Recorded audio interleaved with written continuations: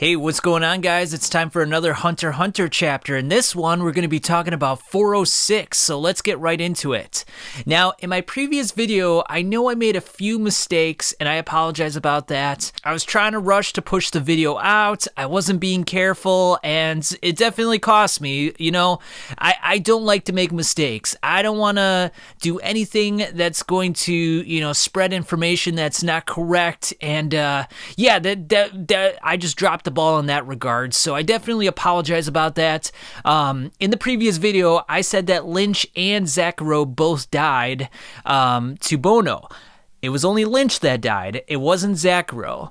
And I got the ability wrong with Lynch. I forgot that she had that ability where she punches someone, they have to answer her questions, and that's why he revealed that he wasn't really Hisoka. But only Lynch heard that because Lynch was doing the mind-reading punching power. Zacro didn't know about that, so Bono didn't need to kill him. But anyway, with that out of the way, let's get started with 406. Okay, so for this one, I did write some notes down, so if I'm looking off to the side, I'm just conferring with my notes. Togashi, he's a mastermind, and it's so hard to keep track of every little thing that's going on. There's already a dozen different things to keep track of, and then on top of that, he's adding new stuff all the time. He's just making it more layered, more complex, and more great at the same time. Let's be honest. The number of things that are going on in this arc is just absolutely incredible when you think about it. And if he pulls this off, if he ties everything together in a beautiful, just magnificent way, the way only he can do, then my god, this could be one of the greatest arcs, not only in HunterXHunter, but in manga period. So yeah, this is just fantastic stuff. So anyway, Nobunaga, Phaeton, and Finks are being led by the vice boss of the Cha-R family, Tajayo. I think that's how you say it, Tajao. And it looks like he's taking them to the Haley hideout on the Black Whale boat. Now, they're traveling on the sides of the boat. It's like a little stairwell. It almost kind of looks Blam-esque, like large stairs, structures everywhere. It's got a very architectural design to it. So I'm like, man, did Nihei help Togashi out with this one? This looks incredible. Really good stuff. I really like it. They do note that it does smell like crap, and the reason is because all the sewage from all the tiers travels through the pipes along these stairwells down to between the 4th and the 5th level. So, that's a reality of the situation. Togashi's being realistic here, so that's what it is. Now, the three spiders determine that the Haley family is serving as waste disposal contractors, and they could use these positions to lure prey to the processing areas to get rid of them. So a nice little thing to have in their pocket there, it's not going to rouse too much suspicion when someone goes missing, and they could just get rid of the evidence and, blood's off their hands, as you will. Nobunaga decides to head back, and he warns Finks and Phaeton about Yokotani's Nen ability. Now, he's referring to LSDF, and this is the ability where if Yokotani introduces himself to someone, and he's in the Haley hideout, and Morena's in the area, then he conjures up these robots. Now, these robots can actually hurt people, however, they get rid of them from the hideout. And the additional bonus here is that no one can hurt the robots. So they can't be hurt, they can't hurt, but it just keeps people out of the hideout, which is a nice ability to have, That's the thing about the Haley family. They just seem to have a nice collection of abilities, and if they're all working together, as a homogenous group, they're very powerful. We then transition over to Hinrig, and he tells Zacro to capture the Haley and to make them reveal everything. Hinrig then finds out that Lynch has been murdered, and he questions Zacro further about the situation. Now, after Zacro got knocked out, he notes that Lynch was acting quite strange. She wasn't her normal self. He then, Hinrig at least, considers the possibility that someone transformed into Lynch, possibly Hisoka. Now, of course, we know it wasn't Hisoka. It was Bono posing as Hisoka. Zacharo then remembers that Lynch was definitive in claiming that Hisoka attacked them. And this makes Henrik think that, hey, maybe Lynch determined who Hisoka was. Hisoka was probably a fake. And because Lynch knew about this, that's why this fake person had to get rid of her, because she knew too much. However, Zacharo at the time did not know about this. This is why he was spared. In addition to that, he could go back to his boss, i.e. Henrik, and blame it all on Hisoka. Be like, hey, Hisoka's the one to blame here. We need to look for him. So Bono, this seemed like a pretty good plan from his perspective. He gets rid of Lynch, and then he pins everything on Hisoka. So, no one's the wiser. No one's thinking that the spiders are involved in this whatsoever. So it seems like a pretty good plan. But Henrik is pretty smart. He determines that this was not the real Hisoka. This was a fake one. And what's more, he determines that the fake Hisoka was looking for the real one. Now, Zacharo is very adamant that he wants to avenge Lynch, and Henrik agrees with this. Now, they don't really care who stands in their way, whether it be the Cha-Ar family or the spiders. They just want vengeance, and they want it now. That is risky business. Let me tell you, 2 guys going against the spiders and the Cha-Ar family, holy crap. There's being bold and there's being brave, but there's also being naive as well. Goddamn. The spiders are not to be trifled with. They got so many members, so many different abilities. They got battle experience. It's just... It just seems like a fool's errand. It seems like a death wish at this point, but hey, that's what they want to do, you can understand it from a perspective because, hey, their friend just died, so they want to do something about it. So from that perspective, it makes sense. Now, at Halkenberg's funeral, we see Chrollo, and he's got a new ability. It's called Love Dial 6700, the omniscious phone call. By using the conjured phone, you can find your ideal partner. Now, these are not the best translations. Obviously, the better ones come out on Sunday, but I don't know if this necessarily means ideal partner in sense of if you're looking for a lover, or if this just means that someone that could be useful to you, someone that may be beneficial to you in the future, like a partnership almost, as you will. Now, he can't find this person anywhere, so he wants to move to Tier 1, where most of the Nen users are. That makes the most sense. You got all the princes up there, you got all the bodyguards, it's a plethora of Nen users. Now, who exactly he's looking for and for what reason, that remains to be seen, but we do got some information about how he wants to go forward in the future. Now, Chrollo, amazingly enough, is aware of the succession contest. I'm wondering how he found out about that. Maybe he knows one of the cock and royals. Maybe he knows one of the bodyguards. Maybe someone's feeding him information, but he knows about it. What's more, he knows about the Kocken's 3 sacred treasures. Now, this is pretty pivotal. We know about one for sure. That's the seed urn. That's the one in which, the various princes put in their drops of blood, and then in return, they got the guardian sacred beast. Well, it turns out that this is a pretty powerful item, and there's 2 more to boot. And, Chrollo being Chrollo, he wants to steal it for himself. Now, the 3 items are the seed urn, the shrouded Zen Buddha, and then the blade of divine favor. Now, I don't know why those balloons are coming up right now, but sorry about that. Now, we know about the seed urn. We know its purpose already. Now, the shrouded Zen Buddha, the way it's described, remember when Fugetsu and Kacho were trying to escape from the boat, and Kacho ended up dying?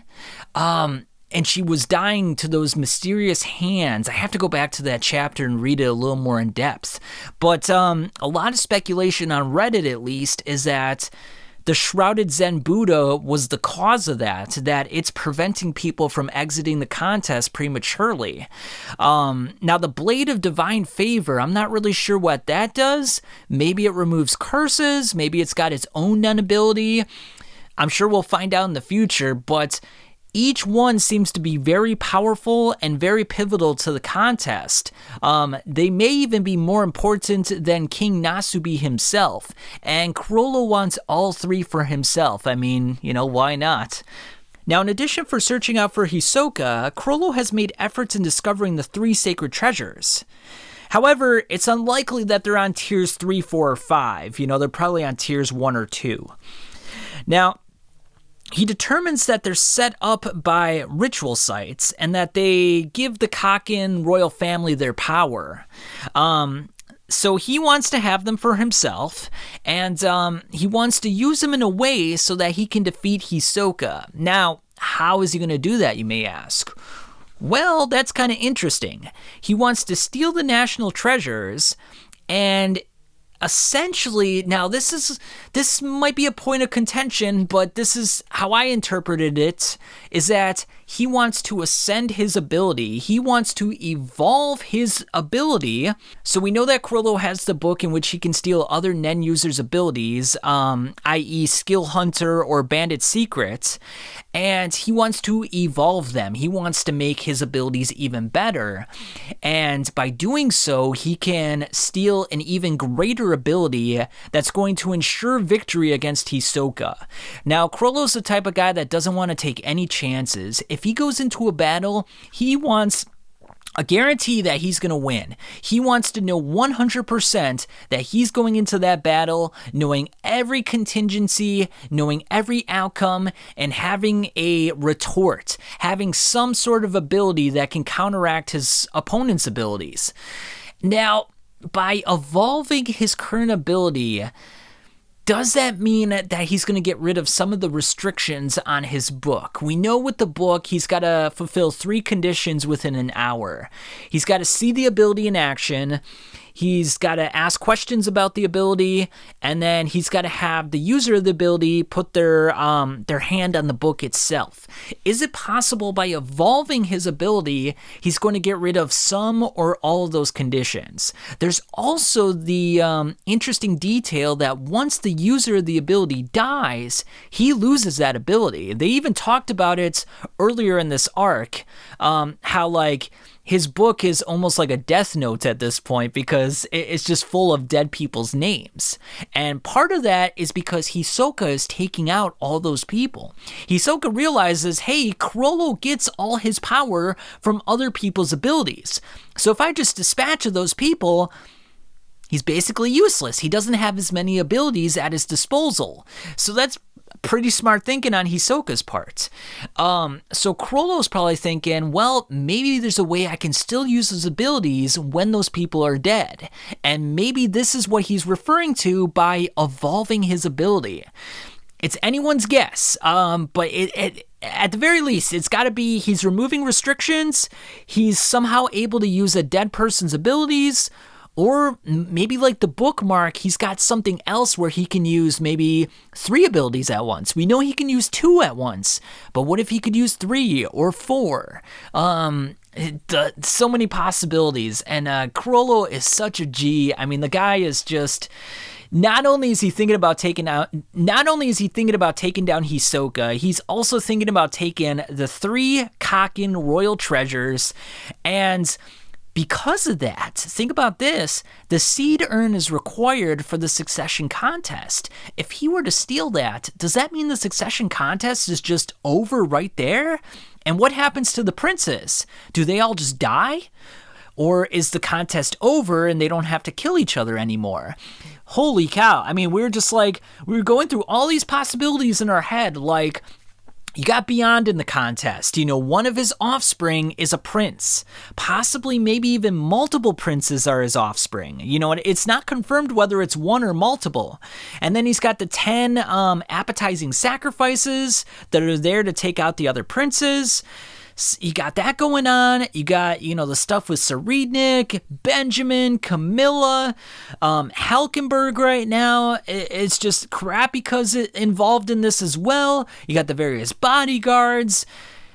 It's just absolutely nuts. And now Chrollo's gonna go in there and just make it even more crazy. It's absurd to think about. Only Togashi could pull this off. So many different plot threads, and yet somehow they all fit together so perfectly. It's just absolutely amazing. Chrollo notes that, he could die. I mean, that is a possibility. But, if he were to die, the spider will go on. We've known about this for a while now. He doesn't really care if he's there as the leader or not. I mean, I'm sure he cares about dying, but his main focus is just making sure that the spider is there and powerful, and it has all the necessary components to keep going on. It is self-reliant. It will keep moving, and it will keep stealing stuff and killing people for its own ends. We then see Halkenberg's funeral taking place as Chrollo determines that the person that he's looking for is on the tier above him. Now, who is he looking for? Is it going to be Kurapika? Wouldn't that be interesting? Isn't it interesting that Kurapika was working with Hisoka during the York New Yark, and now it might be a possibility in which he might start working with Chrollo? I mean, Kurapika is looking for a way to get out of this succession contest. He wants to preserve Prince Wobble, and this might be the out he's looking for. Steal the Seed Urn, allow Chrollo to do that, and then Prince Wobble might be presumably safe. He might not have to die. None of the princes might have to die. Well, no more than that have already died. Unfortunately, a couple have already perished. Sail, Momozi, and Kacho. But maybe this is a way to preserve more of the princes. And then maybe Chrollo, in a way, helps out Kurapika take down Serednik, because we know that Serednik has the Scarlet Eyes, and Kurapika wants to take him down. That's his whole purpose of being on the Black Whale. So maybe they strike a deal. Maybe Chrollo's like, okay, well, allow me to get the Seed Urn, let me steal someone's ability, maybe he steals Serednik's ability, and Kurapika gets to take down Serednik, and if Chrollo steals his ability, Chrollo can use it to kill Hisoka, and then after that, he's got his ability, and then Kurapika can kill a defenseless Serednik. It won't be that simple. I mean, let's be honest with ourselves, but this is just insane what's going on in this chapter. I mean, there's just so much going on, and I feel like it's all coming to a head. I feel like something's going to trigger all these events to simultaneously go off. We didn't even really touch upon the stuff with Morena. I mean, that's still an active component as well. All the mafia bosses, all the stuff on the first and second floor, Hisoka, Chrollo, Kurapika. Jesus, it's gonna be insane when this pops off, and I feel like it's gonna be like the Chimera Ant arc, where like once it gets going, it's going to be craziness, and it's just not going to stop, and it's going to be exciting and fun. So, anyway, tell me what you guys saw of this chapter, and I'll see you on the next one.